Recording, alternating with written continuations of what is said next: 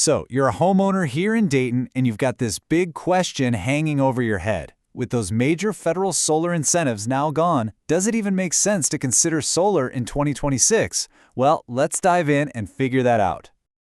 For years, the decision was kind of straightforward. But now in 2026, the whole game has changed. And honestly, it's left a lot of people scratching their heads. You've probably seen the news, right? That huge 30% federal tax credit that made solar so attractive? Yeah, that's officially off the table. And of course, that leads directly to the million-dollar question. Does that mean going solar for your home in the Dayton area is now just a bad financial move? I mean, is the party over? Okay, so here's the short answer. No, solar is definitely not dead. But, and this is a big but, the game has changed.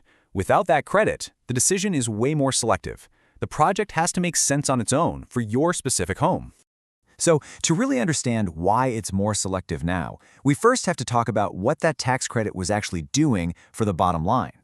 For years, the math was pretty simple. You take the total cost of the project, immediately knock off a massive 30% thanks to the federal government, and that was your real price.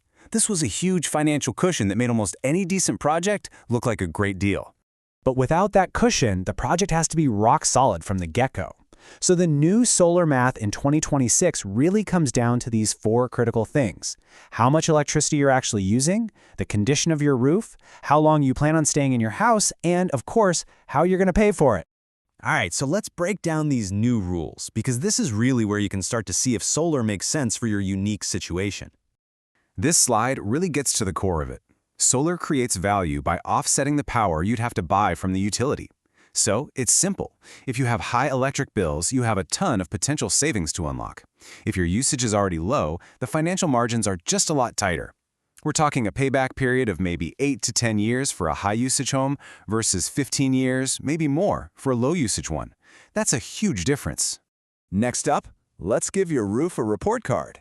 Without that tax credit buffer, your roof's quality is absolutely a major financial factor.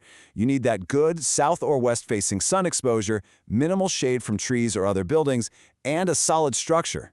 And this last one is critical. You need a roof with plenty of life left in it. The very last thing you want is to pay a crew to take down all your panels just to put them back up again for a roof replacement a few years later. And this is so important.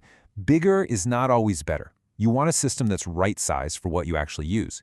If you install too many panels, you're literally just paying for energy that you can't use effectively, and that turns a good investment into a bad one real quick.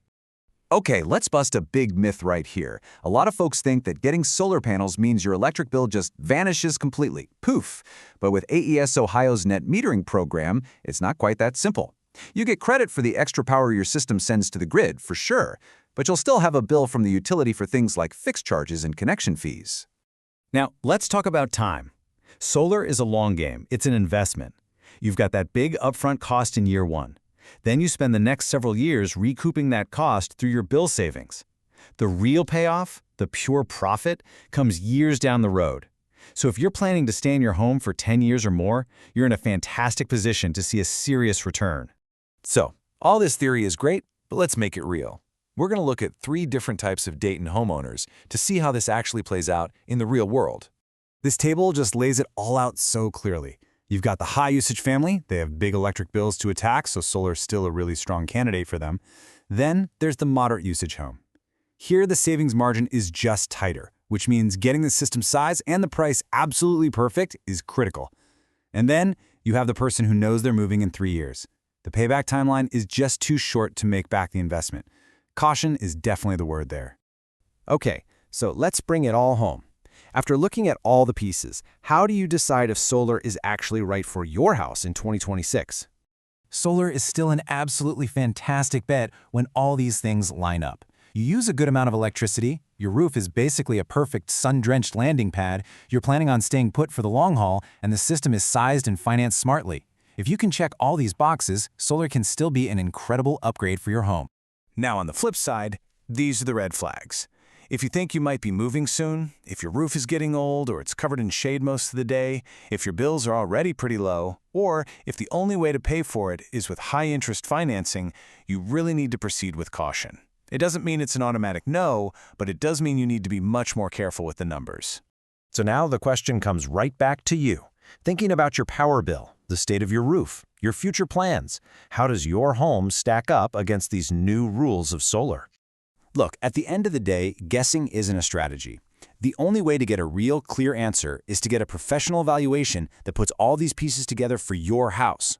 So if you want to know if solar is truly worth it for your specific home, you can reach out to Solar Panels Dayton. They can give you an analysis based on your actual roof, your real utility bills, and your personal goals.